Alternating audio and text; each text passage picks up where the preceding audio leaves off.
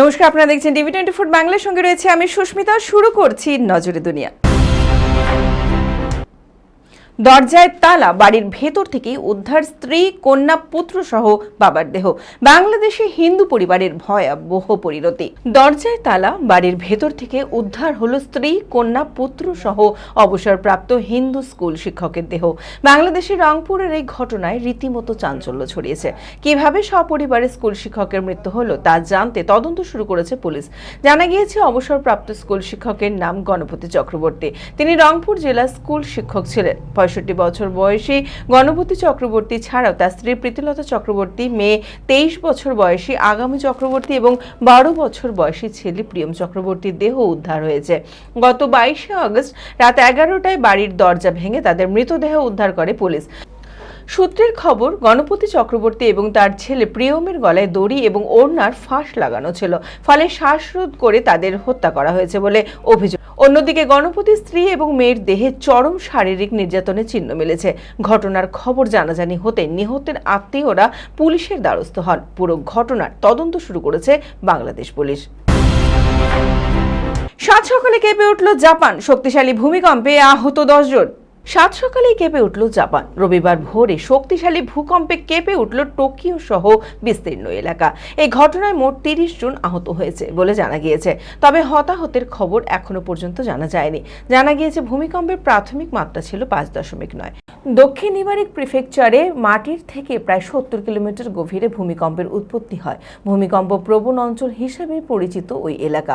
কম্পনের জেরে টোকিও ও নোরিতা বিমানবন্দরগামী express train সহ বেশ কয়েকটি ট্রেন পরিষেবা ব্যাহত হয়। ওই দিন বেশিরভাগ মানুষ ঘুমের মধ্যে ভূমিকম্প অনুভব করেন। তারপর আতঙ্কিত হয়ে সকলেই বাইরে বেরিয়ে আসে। জাপানের প্রধানমন্ত্রী জানিয়েছেন, ভূমিকম্পের পর ক্ষয়ক্ষতির খতিয়ে দেখতে সরকার একটি বিশেষ টাস্ক ফোর্স গঠন করেছে। ভূমিকম্পের জেরে টোকিওতে প্রায় 460টি বাড়িতে বিদ্যুৎ সাময়িকভাবে বিচ্ছিন্ন হয়েছে। প্রায় 1,500-এর বেশি বহুতল ধ্বংস হয়েছে। এখনো পর্যন্ত আতঙ্কে রয়েছে জাপানের মানুষেরা। অফিস লেট, চাকরি শেষ। লেট লতিফ কর্মীকে শিক্ষা। সান ফ্রান্সিসকোয় চাকরি খেলো এআই বস। অফিসে বস নেই, সেই সুযোগে রোজ দেরিতে অফিসে। কর্মচারীকে চাকরি থেকে তাড়ালো এআই ম্যানেজার। এমনই ঘটনা ঘটেছে সান ফ্রান্সিসকোতে। পুরনো এই অফিস রীতি নিষ্ঠা ভরে পালন করতে গিয়ে এই চাকরি খোয়ালেন এক ব্যক্তি। আসলে ছিলেন মজায়। বস তো রোজ আসেন না, তাই যখন ইচ্ছে অফিসে আসা, শুধু অফিসে ঢুকে একবার উঁকি মেরে দেখে নেওয়া বস কেবিনে আছেন কিনা। বস তো নেই, টেনশনও নেই। কিন্তু মুশকিল হলো, এই ব্যক্তি বোঝেনি বস না থাকলেও সুপার বস আছেন। তার চেয়ার নেই, কেবিন নেই, কিন্তু চোখ আছে। সেই বস এআই বসের চোখে সব ধরা পড়ে যায়। 23টা শিফটের মধ্যে 17টিতেই লেট। ব্যাস, চাকরি নট। এআই এর বৈশিষ্ট্য হলো, এরা ততটুকুই করে যতটুকু হিউম্যান ইন্টেলিজেন্স তাদের করতে বলেন। সান ফ্রান্সিসকোর এই অফিসেও তেমনটাই হয়েছে। অ্যান্ডেন ল্যাবস নামে একটি সংস্থা একটি অফিস খুলেছে, নাম দিয়েছে অ্যান্ডেন মার্কেট।